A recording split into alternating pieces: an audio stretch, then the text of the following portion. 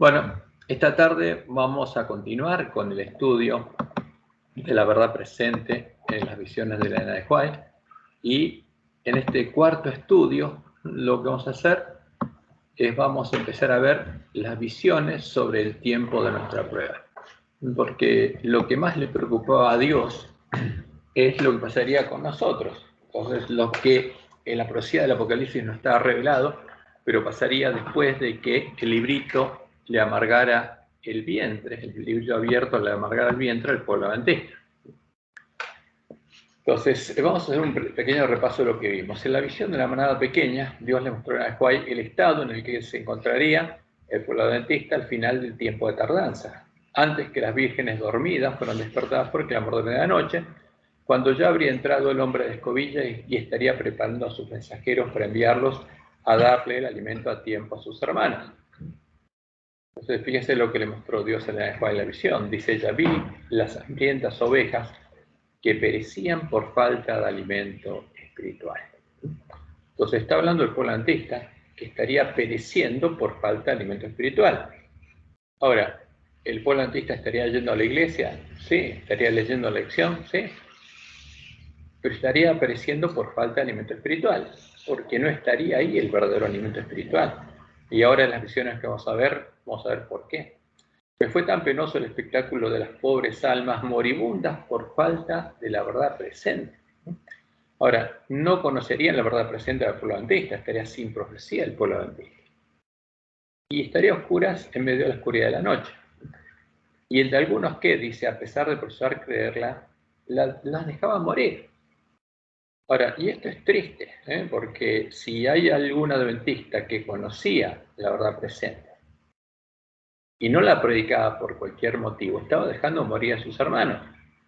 Entonces, el que llega a conocer la verdad presente no puede callarse, porque al callarse, como Dios le mostró a Ezequiel, deja morir a sus hermanos y tiene que predicar lo que llegó a entender de la verdad presente, como Jesús lo dice en el Apocalipsis. Si alguno oye las palabras de esta profecía y quita o agrega, es un tema muy delicado.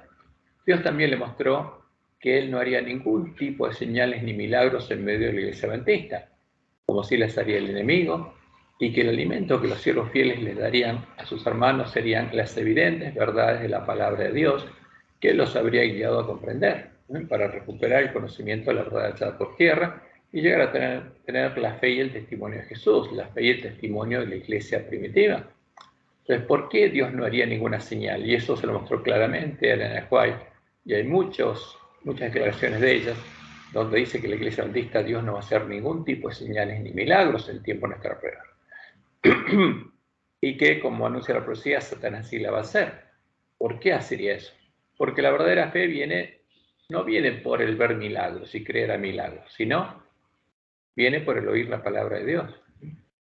Y en esta visión, al final, vemos lo siguiente: dice Elena: clamé a Dios para suplicarle que perdonara a su pueblo. ¿A quién? A nosotros, entre el cual había algunos desfallecidos y moribundos, pues vi que llegaban rápidamente los juicios del Todopoderoso, o sea, llegaba el tiempo de angustia, y rogué al ángel que hablara en su propio lenguaje a la gente.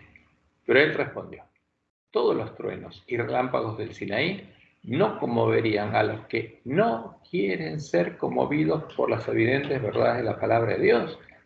O sea, ¿qué va a predicar el pueblo de Dios? Las evidentes verdades de la palabra de Dios. Porque de oírlo y comprobarlo como los virianos depende tener la verdadera fe, no de otra cosa. Ahora, el que no quiera ser conmovido por las evidentes verdades de la palabra de Dios, el que no quiera basar su fe en una ciencia de Jehová, Dios no puede hacer nada. Y dice: ni tampoco los despertaría el mensaje de un ángel. Entonces, el que no quiere oír, Dios no puede hacer nada. Por eso Jesús decía: bienaventurados vuestros oídos porque oyen, y vuestros ojos porque ven. Entonces, porque ¿quién va a ver y quién va a oír? El que quiera oír, el que tenga hambre y sed de justicia. Como lo vimos en el estudio pasado, en la primera visión, Dios le mostró a White lo que sucedería en medio del pueblo adventista cuando él completara su obra, cuando el hombre de escobilla completara su obra y enviara a sus mensajeros. Entonces, ¿y qué pasaría en medio del pueblo adventista cuando se escuchara el clamor de medianoche? Eso es lo que Dios le mostró a Elena White en su primera visión. y todas las vírgenes fueran despertadas, arreglaban sus lámparas.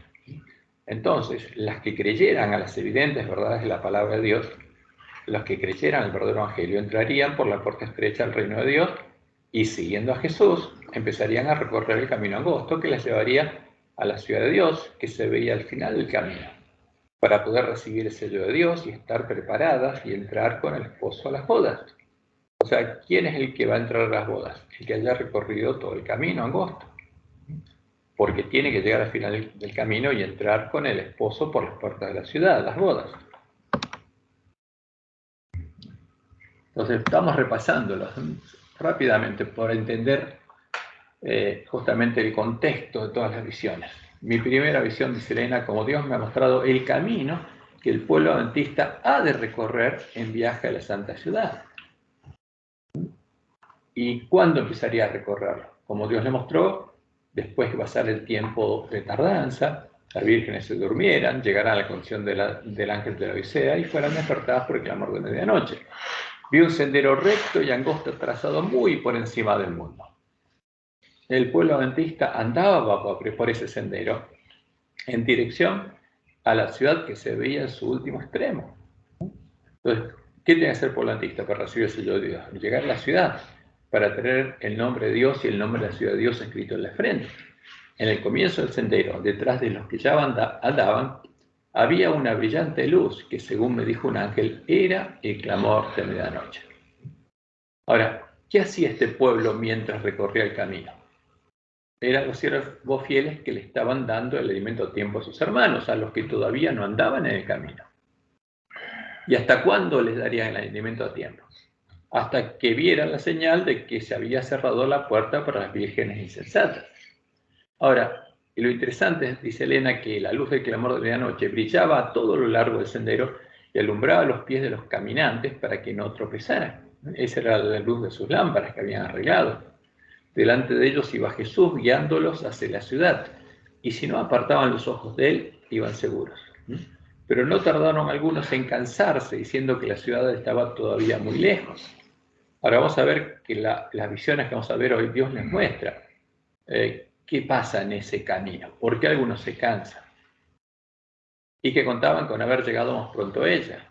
Entonces, Jesús los alentaba levantando su glorioso brazo derecho, del cual emanaba una luz que ondeaba sobre la huesta adventista y exclamaban, aleluya. Otros, fíjense esto, y es lo que no tenemos que hacer nosotros. Negaron temerariamente la luz que brillaba tras ellos, diciendo que no era Dios que los había guiado hasta allí. Pero entonces se extinguió para ellos la luz que estaba detrás y dejó sus pies en tinieblas. De modo que tropezaron y, perdiendo de vista al blanco y a Jesús, cayeron fuera del sendero, abajo, en el mundo sombrío y perverso. Entonces, lo que nunca tenemos que perder es nuestra fe en las evidentes verdades de la palabra de Dios. No sé si solo le pasa a una persona o todos no ven la pantalla. ¿Alguno la ve? No se ve, Cristian, no se ve. No se ve. No se ve la pantalla. Bueno, esperen a ver, voy a ver qué pasa. Sí, comparto nuevamente la pantalla. Ok.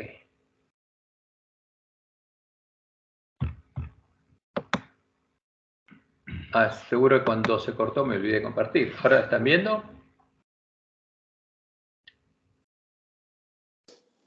Ahora sí, ahora sí. Perfecto, bueno, gracias. Continuamos. Entonces, ¿qué pasa? El que pierde su fe en la luz.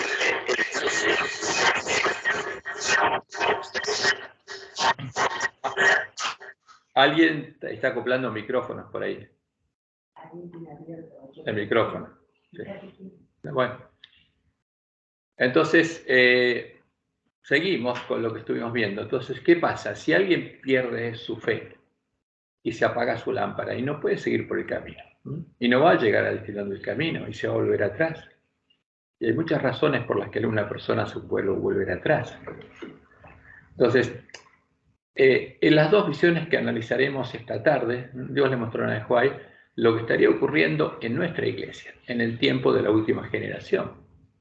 Y estas revelaciones son el complemento de las palabras de Jesús en su sermón profético y de sus otras palabras proféticas, y son las revelaciones que completan la revelación de Jesús sobre la profecía del Apocalipsis. Acuérdense que a Juan le mostró en Apocalipsis 10 que iba a anunciar lo que los 7 tronos habían dicho. Y como Dios le mostró a Juan, no los anunciaría hasta que el pueblo adventista hubiera comido el librito abierto. Entonces, por eso la advertencia de Jesús a los que oyen las palabras de la profecía del Apocalipsis también alcanza estas palabras, porque es parte del Apocalipsis, parte de la revelación que faltaba completar. Y Jesús dice: yo testifico a todo aquel que oye las palabras de la profecía de este libro. Si alguno añadiera estas cosas, Dios traerá sobre él las plagas que están escritas en este libro. Cuidado, no podemos cambiar el mensaje, porque no es nuestro, es de Dios, es de Jesús. Y si alguno quitare de las palabras del libro esta profecía, si alguno niega el mensaje del tercer ángel, por ejemplo, Dios quitará su parte del libro de la vida y de la santa ciudad y de las cosas que están escritas en este libro. Porque el que oye las palabras de la profecía y las guarda es el que le prepara el camino a la segunda venida de Jesús. Entonces, el sermón profético de Jesús de Mateo 24 y 25 comienza haciendo referencia al tiempo previo a su venida como ladrón. Y se refiere al reino de Dios, al que también llama el campo del Padre Familia, que no es otra cosa que la iglesia remanente, y él lo asemeja a las 10 vírgenes que salieron a recibir al esposo, es decir, al pueblo adventista que comió el librito abierto y en 1844 salió a recibir al esposo. Entonces el reino de los cielos será semejante a 10 vírgenes que salieron a recibir al esposo. Entonces, cuando Jesús habla del reino de los cielos, en su sermón está hablando de la iglesia adventista. Las palabras de Jesús comienzan con una clara advertencia a las 10 vírgenes que, tardándose el esposo, se habrían dormido, porque a ellas el enemigo estaría buscando engañarlas. Entonces, ¿cómo comienza el sermón de Jesús? Veamos las palabras. Mateo 24, 3 al 5.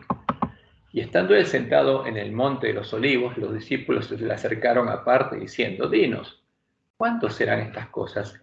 ¿Y qué señal habrá de tu venida y del fin del siglo? Y Jesús empieza a responder. Y empieza a hablar de el fin del siglo, lo que pasaría antes de su venida, las señales. Y empieza a hablar de la primera hoja de la higuera que tenemos que observar. Respondiendo Jesús les dijo: mirad que nadie os engañe, porque vendrán muchos en mi nombre diciendo: yo soy el Cristo, y a muchos engañarán. ¿A muchos qué? En su reino, a muchos adventistas. Ahora, ¿quién vendrían diciendo yo soy el Cristo? No, hombre, porque no le creeríamos. ¿Quiénes vendrían a nosotros si nos hablarían diciendo yo soy Jesús, yo soy el Cristo? No serían hombres, serían los espíritus de demonios, que disfrazados como el falso Jesús, como la puerta ancha, buscarían seducirnos, buscarían hacernos entrar por esta puerta y así hacernos parte de su habitación, parte de la sinagoga de Satanás, y darnos poder para profetizar, porque eso harían. ¿Cómo engañarían a Satanás? Con los milagros que va a hacer, con el poder que le va a dar a los que crean en él. Y darnos poder para profetizar, echar fuera demonios y hacer muchos milagros en el nombre de Jesús, en el nombre del falso Jesús, al que conocen los que comen y beben de la mesa de los borrachos.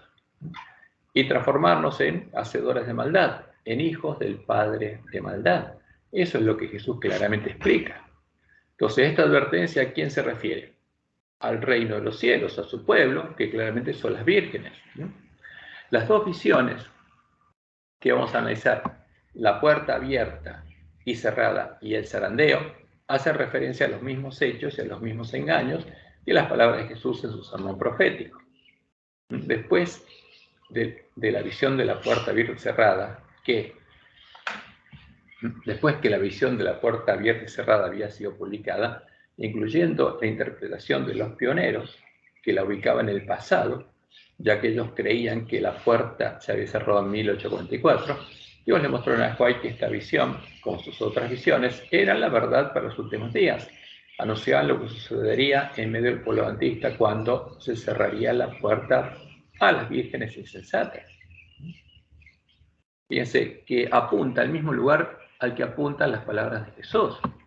Dice Elena: se demostró ahora que ahora la verdad, una vez publicada, subsistirá, porque es la verdad para los últimos días. Vivirá y en el futuro será menos lo que se necesitará decir al respecto. No es necesario poner innumerables palabras en el papel para justificar lo que habla por sí mismo y resplandece en su claridad. La verdad es directa, clara, sencilla, y se destaca audazmente en su defensa, su propia defensa. O sea, lo que vamos a ver, simplemente necesitamos saber que, como Dios le dijo a Ellen White, se cumple en nuestra iglesia. Y es sencilla, es clara la palabra de Dios, no hay que torcerla. Pero no sucede así con el error. Este es tan tortuoso que necesita una multitud de palabras para ser explicado en su forma torcida. Por eso, fíjense, al leer lo publicado, debemos separar la visión de la interpretación errónea con la que fue publicada. Y en este caso es fácil separarla, porque al comienzo está la interpretación y después está la visión. Entonces, en Primeros Escritos, página 42 del 45, está justamente la publicación de la visión de Ellen White, al que los primeros adventistas, los que la publicaron, llamaron la puerta abierta y cerrada. Y dice lo siguiente: el sábado 24 de marzo de 1849 tuvimos con los hermanos Topsham, Maine, una reunión muy agradable e interesante. El Espíritu Santo fue derramado sobre nosotros y fui arrebatada en espíritu a la ciudad del Dios viviente. Luego se demostró que los mandamientos de Dios y el testimonio de Jesucristo acerca de la puerta cerrada no pueden separarse, y que el tiempo en que los mandamientos de Dios habían de resplandecer en toda su importancia, y cuando el pueblo de Dios había de ser probado cerca de la verdad del sábado, era cuando se abriese la puerta en el lugar santísimo, el santuario celestial, donde está el arca que contiene los 10 mandamientos. Esta puerta no se abrió hasta que hubo terminado la mediación de Jesús en el lugar santo del santuario en 1844. Entonces Jesús se levantó, cerró la puerta al lugar santo, abrió la que da al Santísimo y pasó detrás del segundo velo, donde está ahora, al lado del arca, y donde llega la fe de Israel ahora. Ahora, fíjense, esto todo que al final lo publicaron diciendo vi tal cosa, es porque mezclaron. Porque vamos a ver que esta primera parte es errónea. Esto es lo que los pioneros entendieron y publicaron cuando mezclaron la visión, o sea, el futuro, con su pasado reciente. Estos errores fueron corregidos por Dios en la segunda visión del santuario que le dio Ellen White, donde le mostró que la puerta del lugar santo estaba abierta y podíamos entrar. Cerrar la puerta implica el fin del continuo, o sea, implica que es quitado el continuo y llega el fin. ¿Por qué? Porque nadie puede entrar al santuario y se acaba el continuo. Y nadie puede ser perdonado sus pecados conscientes. Pero eso era un error porque ellos no entendían el santuario. Ahora, fíjense, pero los que lo publicaron, y en esto tiene mucho que ver Jaime White, lo publicaron así. Le agregaron vi a lo que ellos habían deducido. Vi que Jesús había cerrado la puerta al lugar santo y nadie podía abrirlo. Entonces, pero Dios después le muestra, no, la puerta del lugar santo está abierta. Y que había abierto la puerta que da acceso al lugar santísimo y nadie puede cerrarla. Apocalipsis 3, 7, 8. Ahora, cuando Jesús habla en Apocalipsis 3, está hablando de la puerta del lugar santo. Está abierta, porque dice, esta puerta está abierta para que puedan entrar y el que entre por ella le va a ser columna del templo de Dios. Pero para hacerlo columna, la puerta tiene que estar abierta porque hay que entrar. Entonces, esto claramente es un error, es una interpretación de ellos. No es lo que Elena vio. Vi que Jesús había cerrado la puerta al lugar santo y nadie podía abrirla. Lo que Dios le mostró es que se cerraría la puerta, pero a futuro, y ellos lo interpretaron en el pasado. Por eso escribieron esto. Y que desde que Jesús abrió la puerta que da al lugar santísimo, que contiene el arca, los mandamientos han estado brillando hacia los hijos de Dios, y estos son probados acerca de la cuestión del sábado. Vi que la prueba actual acerca del sábado no podía producirse antes que terminase la mediación de Cristo en el lugar santo. Ahora, fíjense, si terminó la mediación de Cristo en el lugar santo, lo voy a ampliar esto. ¿Qué sentido tiene la prueba? Porque terminó, se acabó el continuo. No tiene sentido probar a nadie. Entonces, porque no había terminado y él hubiese pasado al interior del segundo velo. Por lo tanto, los cristianos que durmieron antes que se abriese la puerta de acceso al Santísimo cuando terminó el clamor de medianoche, el séptimo mes en 1844, sin haber guardado el verdadero el verdadero día de reposo, descansan ahora en esperanza. ¿Por qué? Porque ellos pensaban que el clamor de medianoche había ocurrido en 1844. Y no es así, porque el clamor de medianoche ocurriría después que las vírgenes se durmieran y hubiera un tiempo de tardanza. Y dice ella, descansan ahora en esperanza porque no tuvieron la luz ni la prueba acerca del sábado que tenemos ahora desde que la puerta se abrió. Vi que Satanás estaba tentando acerca de este punto a algunos de los hijos de Dios, debido a que tantos buenos cristianos se durmieron en los triunfos de la fe sin haber guardado el verdadero día de reposo, dudaban que este fuese una prueba para nosotros ahora. Y sigue la explicación que ellos pusieron. Los enemigos de la verdad presente han estado tratando de abrir la puerta del lugar santo que Jesús cerró. Fíjense, y esto lo escribieron ¿quiénes? Los que publicaron, Jaime White, Urias Smith, John Andrews, los que eran los redactores. Y de cerrar la puerta del lugar santísimo que él abrió en 1844, donde está el arca que contiene las 2 tablas de piedra en las cuales fueron escritos por el dedo de Jehová los 10 mandamientos. Ahora, fíjense cómo Dios le mostró a White. Lo que él le mostró era verdad presente para los últimos días. Pero esto es lo que creían los pioneros. La habían interpretado de este modo, la visión. Ahora, el verdadero clamor de medianoche se produciría después del tiempo de tardanza, cuando reparáramos la brecha hecha por el Papa a la santa ley de Dios y recuperáramos el conocimiento de la verdad, ¿no? La verdad hecha por tierra. Entonces seríamos probados por la verdad, y no antes de haber recuperado el conocimiento de la verdad. Ahora, y lo interesante, no lo vamos a ver ahora, pero simplemente estamos puntualizando lo siguiente, para entender qué pasó. En la segunda visión que Dios le dio a Elena White sobre el santuario, página 252 creo que es, primeros escritos, como parte de la visión del gran conflicto, le mostró claramente que la puerta del lugar santo estaba abierta y a ella se le permitió entrar. Entonces, porque Dios tenía que mostrarnos lo que estaba pasando. No puede estar cerrada, si no podemos entrar, no podemos ser hechos parte del templo de Dios. Y le mostró que Jesús oficiaba en ambos departamentos santuarios. Estaba oficiando al mismo tiempo el continuo y la expiación, porque el continuo es para el perdón de los pecados conscientes y la expiación es para los pecados de ignorancia, que se da solamente en el día de la expiación, donde confiesa el nombre de los vencedores. Y se le mostró que el juicio investigador eran las bodas del Cordero. ¿Por qué? Porque en ese juicio Jesús confiesa el nombre de los vencedores, comparte su esposa. Y se les dijo que ellos no lo comprenderían, pero los que esperaran pacientemente, o sea, los adventistas de la última generación, comprenderían el misterio del santuario, que para ellos era un misterio y no lo comprendían.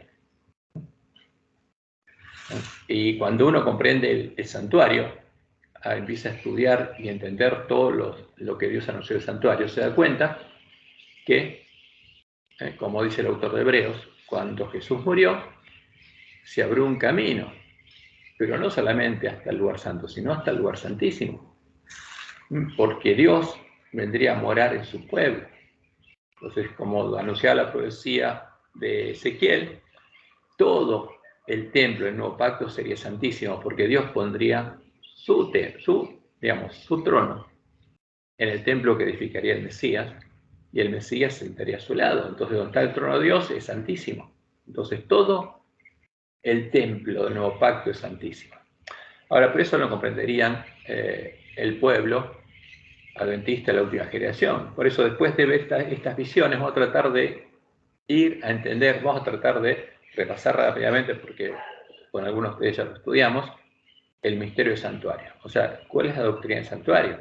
¿Cuál es el santuario del nuevo pacto? ¿Cuál es el templo del nuevo pacto? Porque nosotros tenemos que ser hechos columnas en ese templo cuando sea reedificado. Y también se le dice, mostró en la White que los que encontraran a Jesús, porque la puerta que estaba abierta, la puerta del templo de Dios es Jesús. Entonces los que encontraran a Jesús entenderían la obra que Él está haciendo. Ponelo en un avión, por favor. Todo esto debería suceder antes que el pueblo adventista pudiera entrar al lugar santuario de Dios y ser hecho parte del templo de Dios, como columna del templo de Dios. Fíjense Apocalipsis 3:12, al que venciere, yo lo haré columna en el templo de mi Dios y nunca más saldrá allí. Entonces, ¿cómo podemos ser hechos parte del templo de Dios si la puerta del templo está cerrada? Imposible. Ahora, para ser hechos parte del templo de Dios tenemos que entender el santuario, tenemos que entender el Evangelio del Reino de Dios, tenemos que encontrar la puerta, que está abierta, tenemos que encontrar al verdadero Jesús y entrar al lugar santuario de Dios. Entonces, eso es lo que la promesa de Dios es que eso pasaría con el pueblo adventista en el tiempo de la última generación. Entonces, después de ver este contexto, vamos a ver la primera visión que vamos a estudiar, y es la visión sobre el tiempo de sellamiento del pueblo adventista, que Dios le dio en el Ajuay, y que ellos titularon La puerta abierta y cerrada. Entonces ahora terminó la explicación de ellos, y ahora empieza la visión.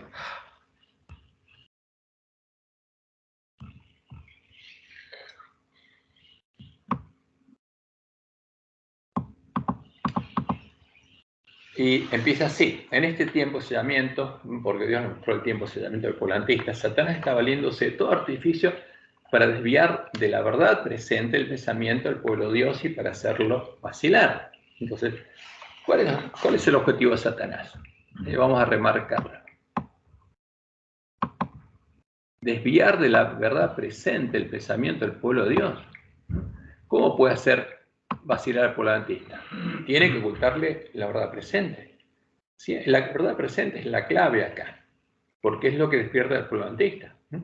Vi una cubierta que Dios extendía sobre su pueblo para protegerlo en tiempo de aflicción, y toda alma que se hubiese decidido por la verdad y fuese corazón puro, había de ser cobijada por la cubierta del Todopoderoso.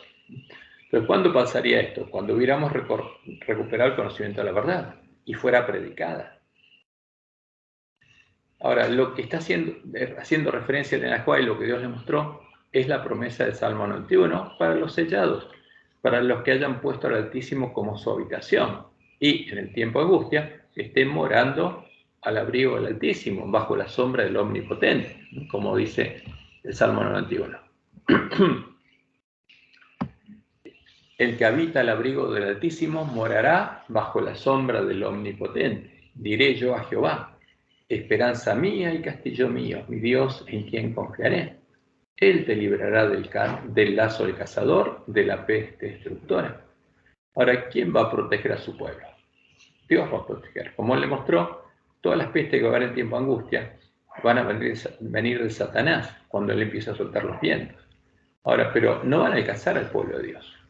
Y los que están en Babilonia van a ver eso. Y ese va a ser un testimonio muy claro. ¿Por qué? Porque pusieron a Jehová como su habitación. Con sus plumas te cubrirá y debajo de sus alas estarás seguro. Escudo y adarga es su verdad. No temerás el terror nocturno, ni saeta que vuele de día, ni pestilencia que ande en la oscuridad, ni mortandad que en medio del día destruya. Va a haber plagas, virus peores que los que hay ahora, de todo, sí. ¿Qué va a pasar? Caerán a tu lado 1000 y 10.000 a tu diestra, mas a ti no llegará. Esa es la promesa. ¿Van a llegar las pestilencias a los sellados? No. Ciertamente con tus ojos mirarás y verás la recompensa de los impíos, porque has puesto a Jehová, que es mi esperanza, al Altísimo por tu habitación. ¿Dónde va a estar habitando ese pueblo? ¿Va a ser parte del templo de quién? De Jehová. Va a ser columna del templo de Jehová. No te sobrevendrá mal, ni plaga tocará tu morada. Esa es la promesa. Ahora, ¿los impíos van a ver esto? Sí. Por supuesto que sí. Entonces, cuando uno empieza a ver las trompetas, lo que pasa con las trompetas, es muy interesante, porque Dios le va a mostrar al pueblo que está en Babilonia, y van a ver lo que está pasando. Pues a sus ángeles mandará cerca de ti que te guarden en todos tus caminos. En las manos te llevarán para que tu pie no tropiece en piedra.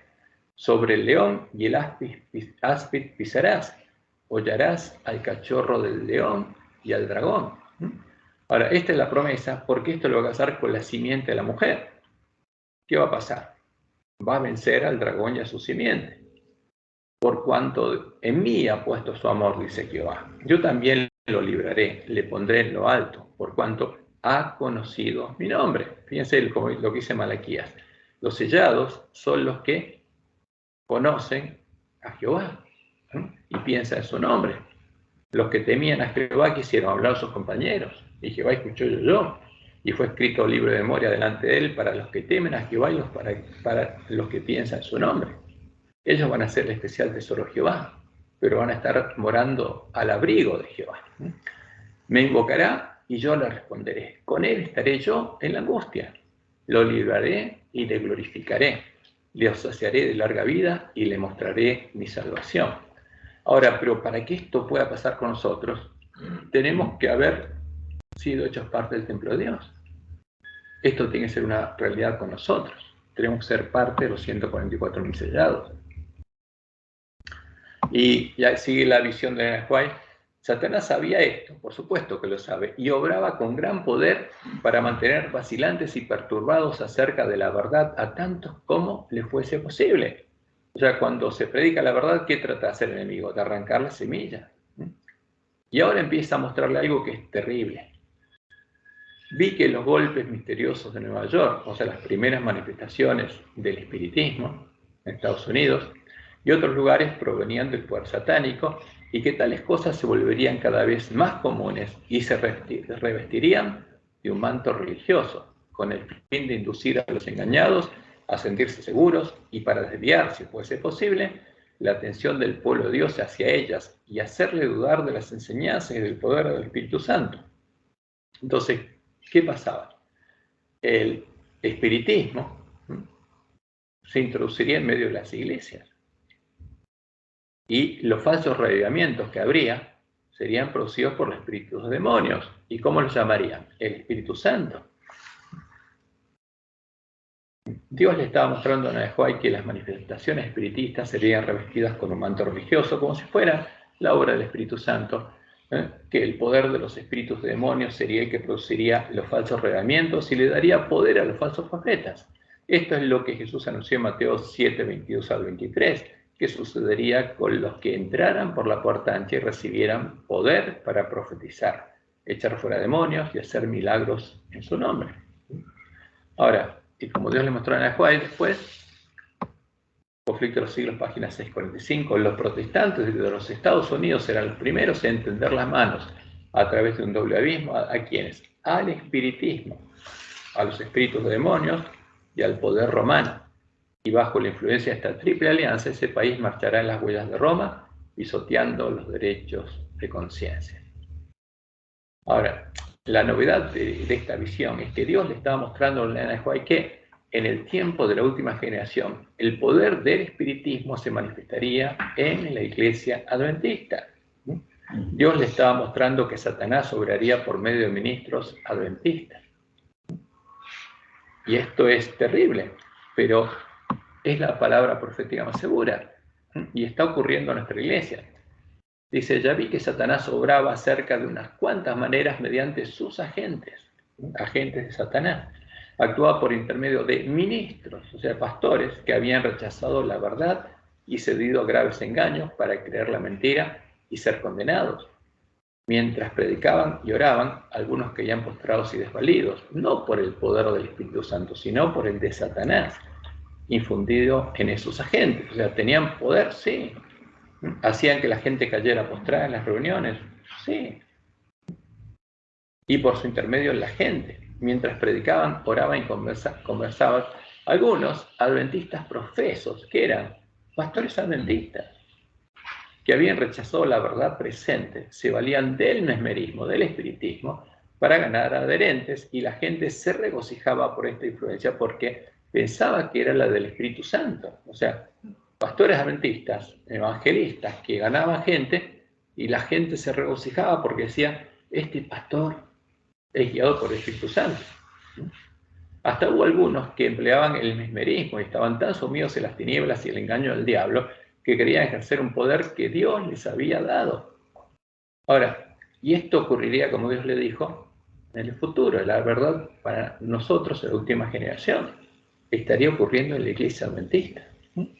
Como Dios le mostró posteriormente en Anahuay, para hacerse habitación de demonios, estos ministros adventistas negarían su fe en el mensaje del tercer ángel, se unirían a los miembros de las iglesias caídas, buscando su amistad, y recibirían al espíritu que guía al falso profeta y predicarían la falsa profecía.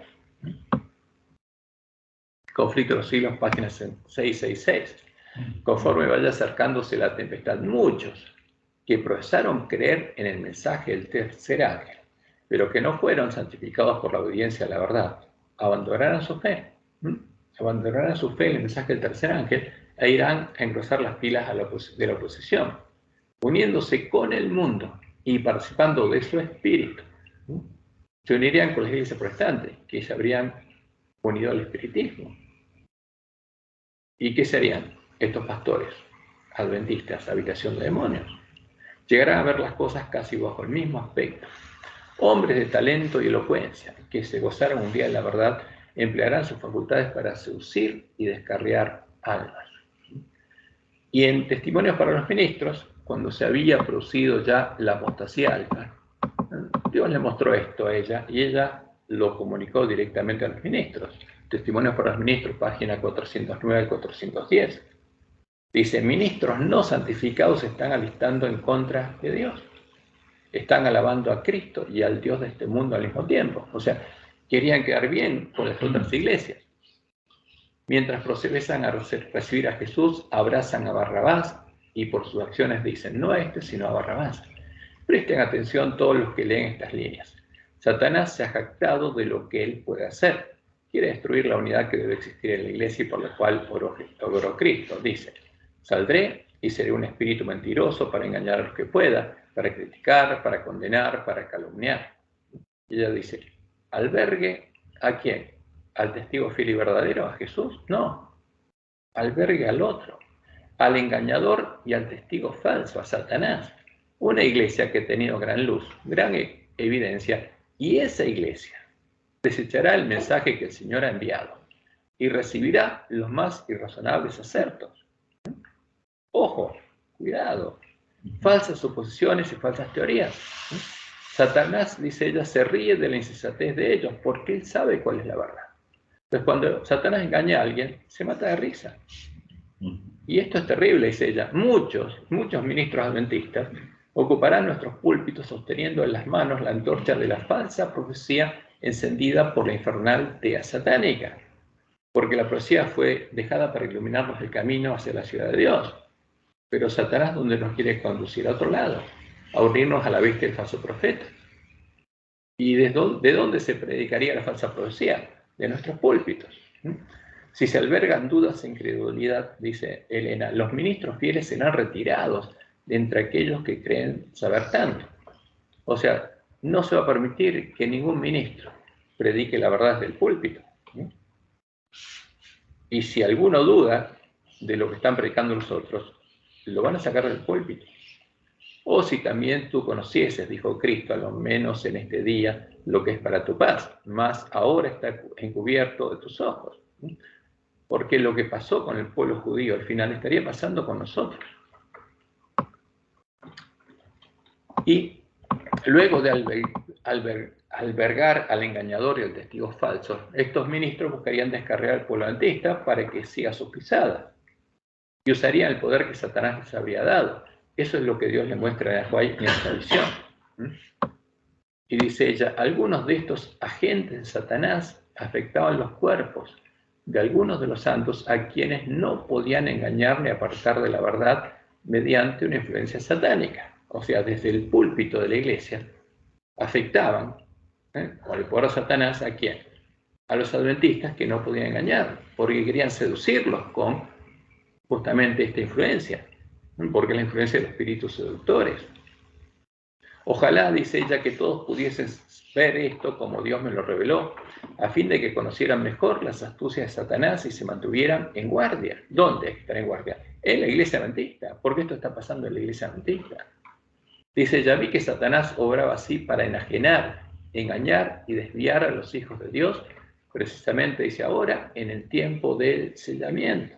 Pero Dios le dijo que esto era para el tiempo del fin, para el tiempo de sellamiento de la última generación del pueblo adventista.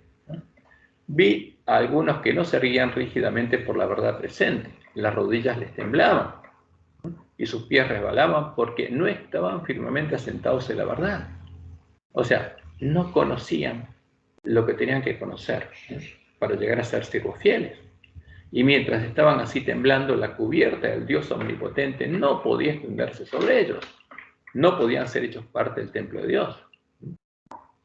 Y sigue siendo ella, Satanás probaba cada una de sus artes para sujetarlos donde estaban hasta que hubiese pasado el sellamiento. ¿Qué quería impedir? Que ese pueblo se despertara y recorriera el camino angosto. Quería mantenerlo firme donde estaba, en la Odisea, como la odicense, hasta que hubiera pasado el sellamiento, hasta que la cubierta se hubiese corrido sobre el pueblo de Dios y ellos hubiesen quedado sin refugio que los protegiera de la ira ardiente de Dios y las 7 últimas plagas. Dios ha comenzado a correr esta cubierta sobre su pueblo y ella será extendida sobre todos los que han de tener refugio en el día de la matanza.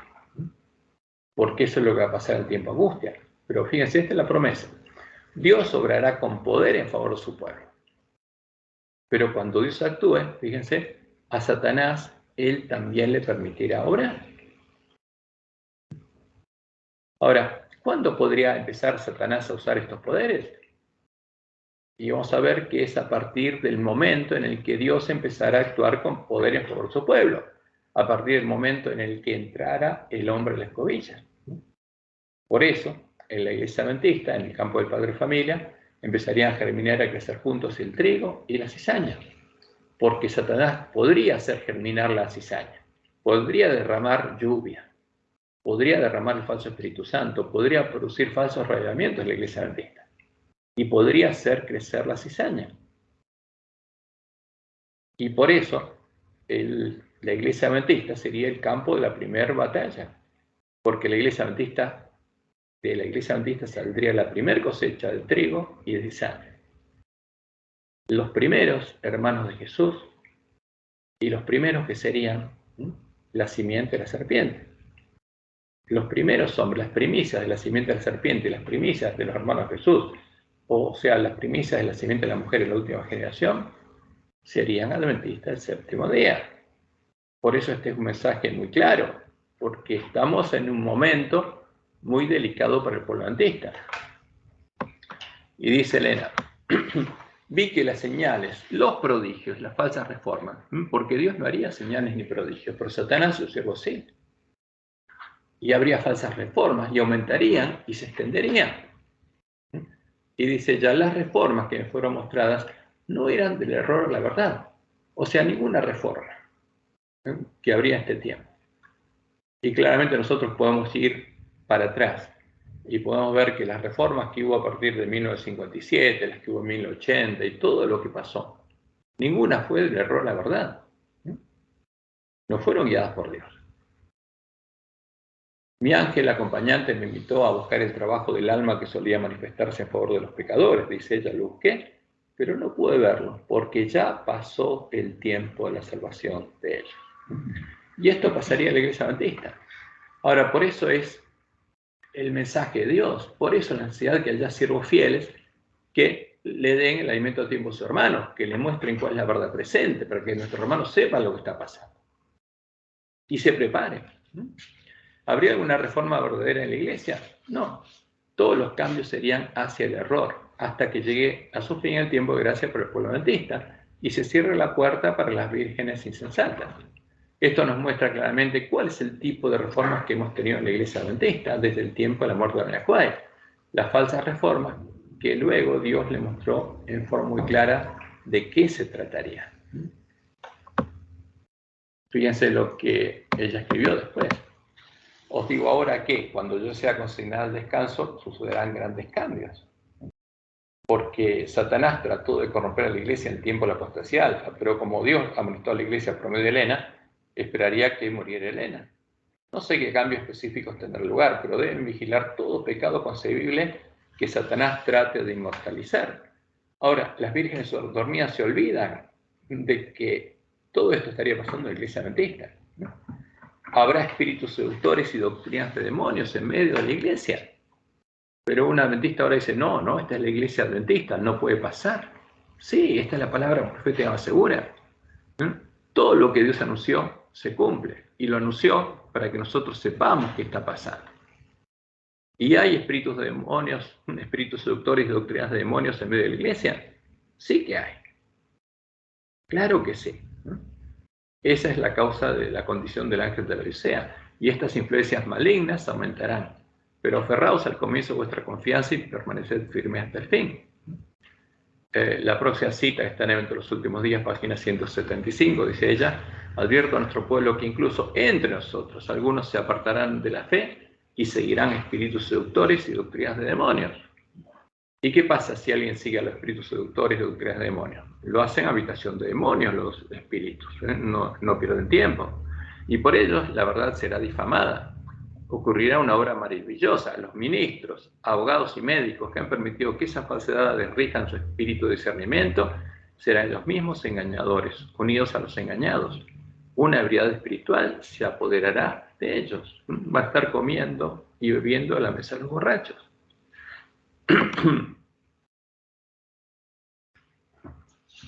Habrá entre nosotros mercenarios. ¿Qué es un mercenario? Que trabaja por plata. Y lobos con piel de oveja, que tratarán de persuadir al rebaño de Dios a que ofrezca sacrificios a otros dioses antes que a Dios. Esa es la misión de los lobos, y los mercenarios lo van a hacer por plata. Los jóvenes que no estén asentados, arraigados y afirmados en la verdad, serán corrompidos y arrastrados lejos por los ciegos, guías de ciegos. Y antes que la apostasía, la obra de apostasía se desarrolle al máximo, habrá una confusión de la fe. No habrá ideas claras y definidas concernientes al misterio de Dios. O sea, ¿cómo nos puede hacer adorar a otros dioses? A los dioses de los lobos, a los dioses de Jezabel. De este modo, una verdad tras otra será corrompida. Ahora, ¿es esta la palabra profética más segura? Sí. Y en nuestro tiempo podemos ver el claro cumplimiento de la profecía. O sea, todo esto, que en el tiempo de la Juárez era futuro, ahora no lo es. Porque está por llegar el tiempo angustia, y todo esto ya pasó. Es verdad presente. Ahora, bueno, a alguno le puede chocar, y seguro a todos nosotros nos choca oír esto, pero es lo que Dios reveló. Y dejó esta palabra ¿para qué? Para que no seamos engañados. La siguiente visión que vamos a ver es titulada El zarandeo. Y esta visión abarca el tiempo de prueba y sellamiento del pueblo adventista hasta el tiempo de la segunda venida. O sea, no es solamente un tiempo acotado, sino es un periodo muy amplio y nos muestra el desarrollo de lo que va a pasar. Y comienza mostrándonos el zarandeo que produciría la predicación del significado directo del mensaje que Jesús le envía al pueblo adventista, que sería predicado con el clamor de medianoche. O sea, cuando entendiéramos las visiones y las predicáramos, eso junto con lo que Jesús le dice al pueblo adventista, ¿por qué se lo dice? Eso produciría un zarandeo. Perdóname, te paso una preguntita. Sí. Aquí es como que abarca desde el tiempo del prueba y sellamiento del pueblo adventista, y vos estás hablando ahora, cuando hablas del pueblo adventista, en general. No. Porque si va a llegar hasta la segunda venida...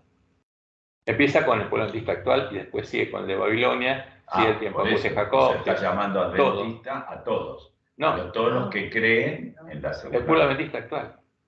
Está bien, pero... A ver, no lo estoy entendiendo. Ahora lo vas a entender cuando veamos el desarrollo de la visión. Bueno.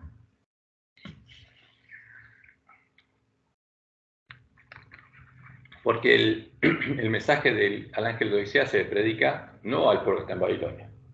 No. Entonces empieza con ese mensaje al pueblo adventista actual. Está bien. Por eso. Entonces, cuando se predicara este mensaje, se produciría un zarandeo. Porque este mensaje nos muestra lo que ocurriría con los que oyeran e hicieran las palabras de Jesús, y con los que oyeran y no hicieran las palabras de Jesús, sino se volvieran en contra de los que predicaran este mensaje y despertaran al pueblo adventista para darle el alimento a tiempo.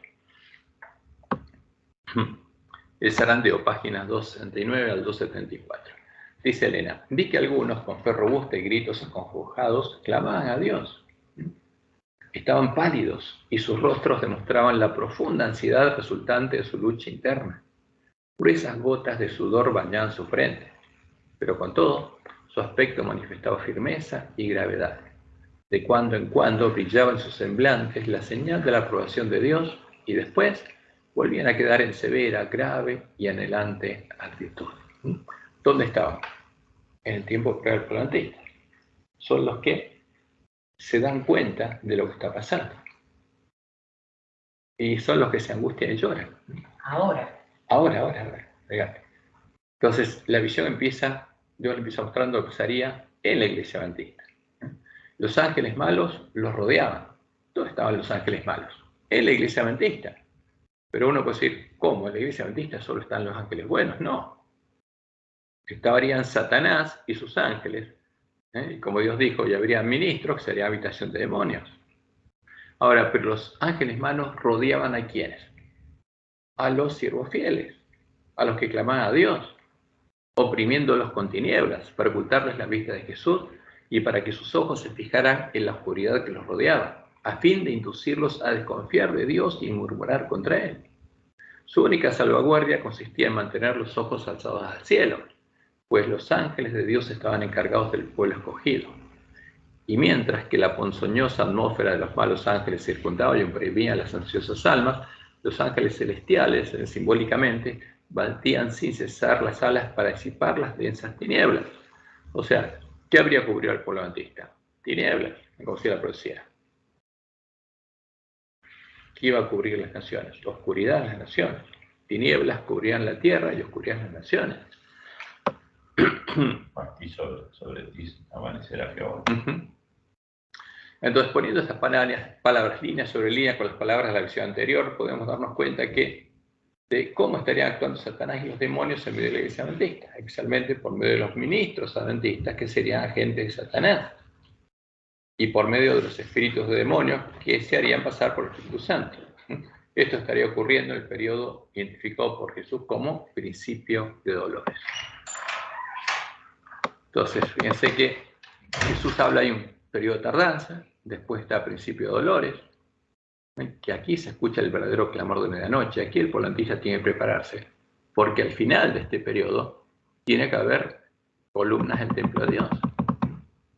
Este es el periodo donde empieza la visión de la Juárez. Después va a seguir aquí y por aquí hasta la segunda venida. Pero ahora está hablando de principio de dolores. Y en medio de en principio de dolores, habría un conflicto donde la iglesia adventista, porque la iglesia adventista sale la primera cosecha de trigo y cizaña. De cuando en cuando Jesús enviaba un rayo de luz a los que angustiosamente oraban. O sea, porque los que se dan cuenta y entienden la verdad presente y se dan cuenta de lo que pasa en la iglesia, como dice la profecía de Ezequiel 9, se van a angustiar. Y estaban orando. De cuando en cuando Jesús enviaba un rayo de luz a los que angustiosamente oraban para iluminar su rostro y alentar su corazón. Vi que algunos no participaban de esta obra de acongojada demanda, sino que se mostraban indiferentes y negligentes, sin cuidarse de resistir a las tinieblas que los envolvían, y éstas los encerraban como una nube densa.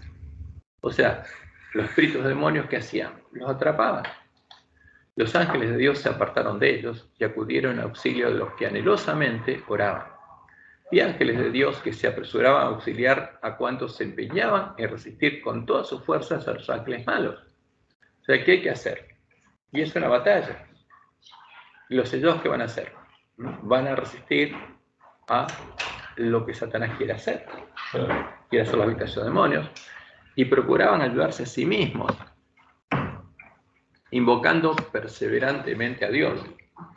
Pero nada hicieron sus ángeles por quienes no procuraban ayudarse a sí mismos, y los perdí de vista. ¿Qué pasó? Los atraparon. Qué bárbaro, ¿no? ¿Y qué hicieron los demonios? Le hicieron parte de su habitación. Como que dijo Jesús, vienen ríos, y como no edificaron sus casas sobre la roca, caen. Y son parte de la habitación de demonios. Ahora, ¿qué pasaría con los adventistas a los que le dejó ahí perdido de vista? Como a los ministros, que serían gente de Satanás y los estarían engañando, los ángeles malos, los atraparían y los harían parte de su habitación, parte de la sinagoga de Satanás. Porque es un tema muy delicado, Dios nos advierte. La iglesia adventista no es un lugar de camping, es el lugar donde están los espíritus de demonios, buscando atrapar a todos los adventistas. Y Dios nos advirtió que eso pasaría. Entonces dice Elena, pregunté cuál era el significado del zarandeo que yo había visto y se me mostró que lo motivaría el testimonio directo que exige el consejo que el testigo fiel dio a la iglesia de la Odisea. O sea, ¿qué pasa si nosotros entendemos por qué Jesús dice lo que dice y lo predicamos en forma directa? Y eso produce un zarandeo. Sí. ¿Pero qué quiere Jesús? Que lo prediquemos, porque es el mensaje de Elías. Moverá este consejo el corazón de quien lo reciba y le inducirá a exaltar el estandarte. ¿Cuál? El que Dios le mostró en la Juárez, que le va a la iglesia primitiva y a difundir la recta verdad. ¿Por qué? Porque recuperó el conocimiento de la verdad. Esto pasaría cuando conociéramos la verdad. Algunos no soportarán este testimonio directo. O sea, algunos no van a querer oír, por ejemplo, lo que Dios le mostró en la Juárez, esta visión. Y hay pastores que son habitación de demonios y que desde el púlpito no están usando el poder de Dios.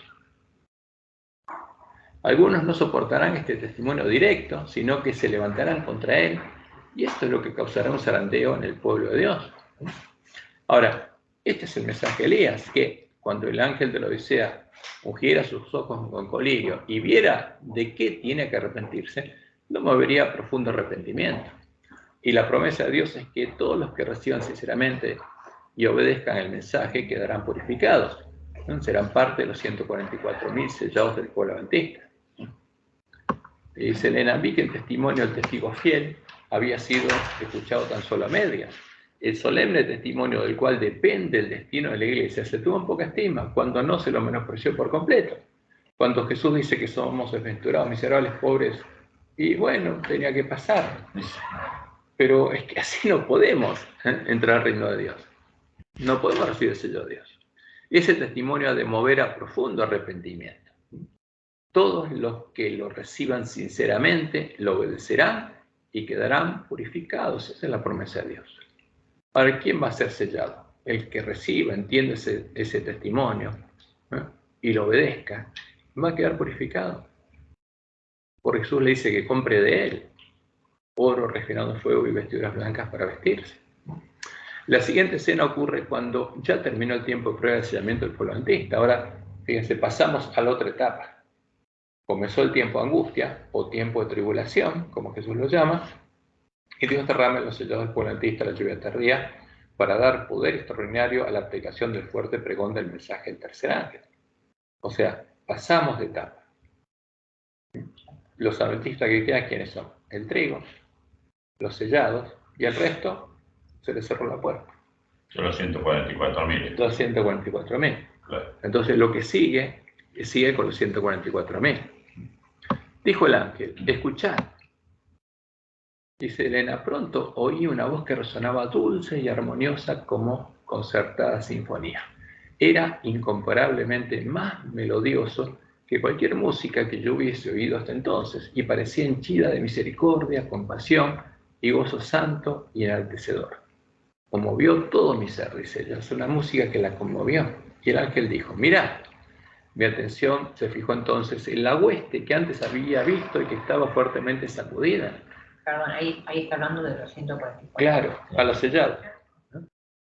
Vi a los que antes gemían y oraban con aflicción de espíritu. Doble número de ángeles custodios los rodeaban y una armadura los cubría de pies a cabeza. Tenían toda la armadura de Dios. Estaban preparados para la batalla. Marchaban en perfecto orden como una compañía de soldados. En sus semblantes expresaban el tremendo conflicto que habían sobrellevado. Porque fíjense que los Dios les mostraron a Juan que el conflicto que tienen que sobrellevar en la iglesia adventista para triunfar es mucho mayor que el que van a pasar el tiempo angustia. Claro. Y porque son los de ellos, eran los del bando. Porque después van a ser vencedores. Claro. Marchaban en perfecto orden como una compañía de soldados. En sus semblantes expresaban el tremendo conflicto que habían sobrellevado y la congojosa batalla que acababan de reñir. ¿Dónde? En la iglesia adventista. ¿Por qué habían peleado? Los siervos fieles. Pues son los siervos fieles estos, para salvar a sus hermanos. Y el otro lado que se encontraron, ministros que tenían poder, hacían señales, milagros y de todo tipo de cosas. Tremendo. Pero los rostros antes arrugados por la angustia resplandecían ahora, iluminados por la gloriosa luz del cielo. Habían logrado la victoria, y esto despertaba en ellos profunda gratitud y un gozo santo y sagrado. Y por supuesto sabían que habían vencido. ¿Por qué? Ya había empezado el tiempo de angustia. Y cuando empieza el tiempo de angustia, los sellados saben que vencieron. Y reciben la lluvia tardía y salen a predicar. El número de esta hueste había disminuido. ¿Por qué? Los que empiezan a andar por el camino, como Dios le mostró al principio, son un número determinado y algunos, no todos llegan al final. Y disminuyen. Ahora, ¿sabemos si vamos a llegar nosotros al final del camino? Si empezamos a recorrerlo o no. En el zarandeo, algunos fueron dejados al lado del camino, los descuidados e indiferentes, que no se unieron con quienes apreciaban la victoria y la salvación lo bastante para perseverar en anhelarlas, orando angustiosamente por ellas, no las obtuvieron, y quedaron rezagados en las tinieblas, y sus sitios fueron ocupados enseguida por otros que se unían a las filas de quienes habían aceptado la verdad. Los ángeles malignos todavía se agrupaban en su alrededor, pero ningún poder tenían sobre ellos. Esa es la diferencia. Antes podían afectar los cuerpos de los adventistas. Los pastores en la iglesia ejercían el poder de Satanás y afectaban los cuerpos. Los espíritus seductores afectaban las emociones de los que estaban sentados en la iglesia, en los bancos de la iglesia. Pero ahora ya no podían tocarlos. Una vez que estaban sellados. Ya no pueden tocarlos. Pero antes sí se les va a permitir. Y sí, lo que Dios mostró a Elena de White, que los ministros, que eran habitación de demonios, afectaban los cuerpos de los santos a los que no podían engañar para tratar de seducirlos. Y Dios le permitía que lo hicieran. En esta visión es claro que aunque nuestros teólogos lo nieguen, los adventistas que no hayan obtenido la victoria y no hayan recibido el sello de Dios, al comenzar el tiempo de angustia, van a ser dejados en medio de la oscuridad de la noche. Ahora, el que lo niega está haciendo la obra de Satanás, porque esta es la verdad presente por el pueblo adventista, está negando las palabras de Jesús, y su nombre va a ser borrado del libro de la vida, y sobre él van a caer las plagas, que van a caer sobre la Gran Babilonia. Es un tema muy delicado. Por otra parte, los rostros de los vencedores van a estar arrugados por la angustia que va a provocar en ellos el tremendo conflicto que habrán sobrellevado, pero después de obtenerla, sus rostros van a resplandecer con el poder de la lluvia tardía. Y dice Elena, y esta escena es hermosa para el pueblo adventista, para los vencedores: oí que los revestidos de la armadura proclamaban poderosamente la verdad, con fructuosos resultados, porque una gran multitud va a salir de Babilonia. Muchas personas habían estado ligadas, algunas esposas por sus consortes y algunos hijos por sus padres. Las personas sinceras que ante entonces habían sido impedidas de oír la verdad, se adhirieron ardientemente a ella, porque no lo habían escuchado. Desvanecióse todo temor a los parientes y solo la verdad les parecía sublime. Habían tenido hambre y sed de la verdad, y esta les era más preciosa que la vida. El pueblo está en Babilonia y tiene hambre y sed de justicia, y cuando lo escuche va a salir de ella. Pregunté por la causa de tan profundo cambio y un ángel me respondió: es la lluvia tardía, el refrigerio y la presencia del Señor, el potente pregón del tercer ángel. Aquellos escogidos de Elena tenían gran poder. Dijo el ángel: mirad, vi a los impíos incrédulos, estaban todos en gran excitación. El celo y la potencia del pueblo de Dios los había enfurecido, ¿no? Como Dios les mostró. ¿Quién se ve enojar? Las iglesias y los adventistas nominales. E iban al Estado para impedir la predicación. Por doquiera dominaban la confusión. Vi que se tomaban medidas contra la hueste que tenía la luz y el poder de Dios. Pero esta hueste, aunque rodeada por densas tinieblas, se mantenía firme, aprobada de Dios y confiada en Él. Luego, la visión se traslada al momento cuando llega a su fin el tiempo de gracia. Para el pueblo está en Babilonia. Cuando llega el fin y comienza el tiempo de angustia de Jacob, o tiempo de gran tribulación. Dice Elena: luego vi a sus filas perplejas. Las oí clamar a Dios con fervor. Ni de día ni de noche dejaban de orar: hágase, Señor, tu voluntad. Si ha de servir para gloria de tu nombre, da a tu pueblo el medio de escapar. Líbranos de los paganos. Fíjense, ¿qué escuchó Elena? Líbranos de los paganos. ¿Y quiénes son estos? Los que los persiguen: la bestia, el falso profeta y los adventistas nominales. Ahora, ¿qué nos está diciendo Dios con esto? Que los adventistas en este tiempo somos paganos, ¿no? Que el ángel de Odisea es pagano, está adorando a los dioses de los paganos. líbranos de los paganos que nos rodean, nos han sentenciado a muerte, pero tu brazo puede salvarnos. Tales son las palabras que puedo recordar. Todos parecían hondamente convencidos de su insuficiencia y manifestaban completa sumisión a la voluntad de Dios. Sin embargo, todos sin excepción, como Jacob, oraban y luchaban fervorosamente por su liberación. Y este es el tiempo de angustia de Jacob. ¿Quiénes son estos paganos? La bestia, por Roma pagana, el falso profeta que se unió a ella en puntos comunes de doctrina para adorar al dragón, y los adventistas nominales que junto a ellos están adorando a la imagen de la bestia. Ahora, por eso el mensaje de Elías: si Jehová es Dios y si Baal, ¿a quién estaría adorando el pueblo adventista? A Baal. Porque los pastores adventistas, los ministros adventistas que se unen a la bestia del falso profeta, adoran a Baal y por eso son habitación de demonios.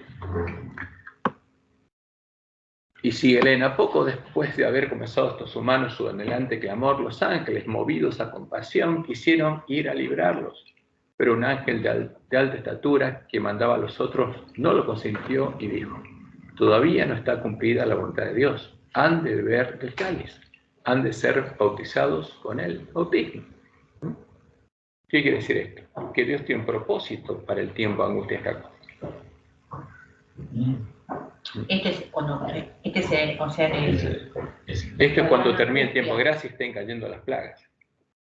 ¿Qué pasa con el pueblo adventista? Va a haber un decreto de muerte. Perdón, ¿por qué todavía dice todavía no está cumplida la voluntad de Dios? Porque Dios tiene un propósito y todavía no se cumplió. Entonces, pero si ya, ya están sellados. Ya salieron. Salieron de Babilonia, están sellados. ¿Y qué pasa acá? ¿Por qué el tiempo de angustia de Jacob? ¿Qué propósito tiene Dios ahí? Las plagas que va a mandar ahora. Entonces, cuando uno ve lo que pasa con el pueblo adventista, empieza a entenderlo. ¿Qué pasa con el pueblo adventista? Ahora es probado. Y los sellados van a tener el nombre de Dios y el Cordero escrito en la frente, y cuando empieza el tiempo de angustia, ¿qué van a recibir? La lluvia tardía, que completa la obra. O sea, el pueblo adventista, como Dios les mostró en Acuay, va a recibir la lluvia temprana ahora, y cuando recibe el sello de Dios, es porque va a ser una espiga que tiene grano en la espiga. Porque la lluvia temprana hace su obra hasta ese momento, pero después necesita la lluvia tardía que termina de engordar el grano. Cuando yo tengo espiga y grano, ya refleja la imagen de Jesús. La lluvia tardía completa esa obra. Pero la lluvia tardía no es, perdón, cuando el pueblo, los 144.000 sacan de Babilonia a los de Babilonia. Claro, entonces la lluvia tardía, durante el tiempo de angustia, va a completar la obra de los 144.000. Pero ¿qué pasa cuando el pueblo sale de Babilonia? Tiene que empezar a recorrer el camino angosto, como lo recorrió el pueblo adventista durante el tiempo de su prueba. Y ahí recibe la lluvia temprana. Con la lluvia temprana, claro. Ahora, cuando termina el tiempo de angustia, ese pueblo que recibe la lluvia temprana llega a la ciudad de Dios, llega al final, entra con el esposo a las bodas. Pero todavía no recibe la lluvia tardía. ¿Cuándo la recibe? En el tiempo de angustia. De Jacob. Y en ese tiempo de angustia, esa lluvia tardía tiene que completar la obra que empezó la lluvia temprana en ellos. Perdón, ahora, pero esa cita es para los que salieron de Babilonia. Claro. Ah. Porque los selló el pueblo adventista, al comenzar el tiempo de angustia, reciben la lluvia tardía. Saben que son vencedores. Pero como Dios les mostró en Acuay, los que salieron de Babilonia, y especialmente Jacob, el pueblo judío, que es el último que entra, no lo sabe. O sea, va a estar angustiado, como Jacob. Ya habré sido perdonado todos mis pecados. Y ese pueblo estará angustiado. Y para ese pueblo es necesaria este tiempo de angustia. Porque Dios tiene que hacer una obra, tiene que completar en ellos la obra que ya habrá comenzado. De los 144.000, ya está. Ya está. El problema es los que salieron a Babilonia, especialmente los últimos que entraron, que es el pueblo judío. Entonces, por eso es la angustia de Jacob, porque van a pasar por un tiempo de angustia similar. Entonces, Dios tiene un propósito para el tiempo de angustia de Jacob. Debe terminar la obra que comenzó en los que salieron de la Gran Babilonia durante la predicación del fuerte pregón del mensaje del tercer ángel. Recibieron la lluvia temprana y ya fueron sellados, pero aún no habían recibido la lluvia tardía, que completa la obra de Dios en ellos. Cuando esta obra ha sido completada, son liberados por la voz de Dios. Entonces ahí Dios los libera. Y ahí recién se empiezan a derramar las plagas. No, ya están derramando. Ah, ya se están derramando. El tiempo de angustia de Jacob dura hasta la sexta plaga. Okay, cuando Dios libera a su pueblo. De pronto oí la voz de Dios que estremecía cielos y tierra. Sobrevino un gran terremoto. Por donde quiera se derrumbaban los edificios. Entonces oí un triunfante grito de victoria, fuerte, armonioso y claro. Miré a la hueste que poco antes estaba en tan angustiosa esclavitud y vi que su cautividad había cesado. Los iluminaba una luz refulgente. Cuán hermosos parecían entonces. Se había desvanecido toda huella de inquietud y fatiga y cada rostro rebosaba salud y belleza. Sus enemigos, los paganos que los rodean de nuevo. ¿Quiénes son? Son paganos, porque los únicos que adoran a Dios verdadero van a ser los sellados. El resto son paganos. Sus enemigos, los paganos que los rodeaban, cayeron como muertos, porque no les era posible resistir la luz que iluminaba a los santos redimidos. Porque los paganos que elevan, la bandera negra que elevó Roma, al tiempo de la apostasía, la bandera negra de los paganos, y los redimidos, la bandera de la iglesia primitiva, que dice pureza y santidad de Jehová. Esta luz y gloria permanecieron sobre ellos hasta que se vio a Jesús en las nubes del cielo, y la fiel y probada hueste fue transformada en un momento, en un abrir y cerrar de ojos, de gloria en gloria.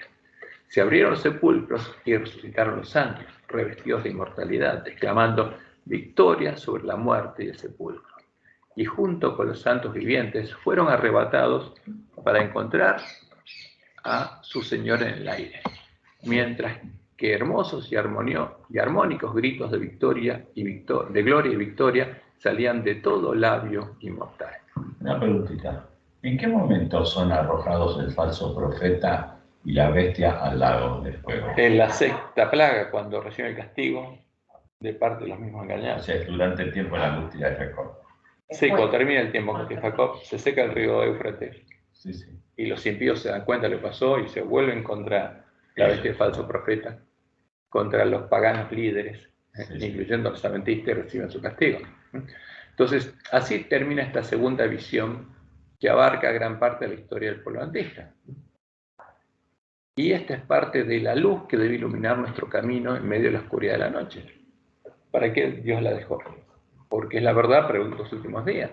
Dado que, como Dios le anticipó a la de White, y debido a todas las falsas reformas que ha habido en nuestra iglesia, los adventistas estaríamos y estamos cerrando la verdad bíblica, ¿no? Por eso dejó Dios estas visiones. Ahora, y esto lo escribió ella en el 31 de enero de 1849, y es un mensaje a los que están recibiendo el sello de Dios vivo. Vi el estado de algunos que se adherían a la verdad presente, pero que no hacían caso de las visiones, porque estas visiones son importantes.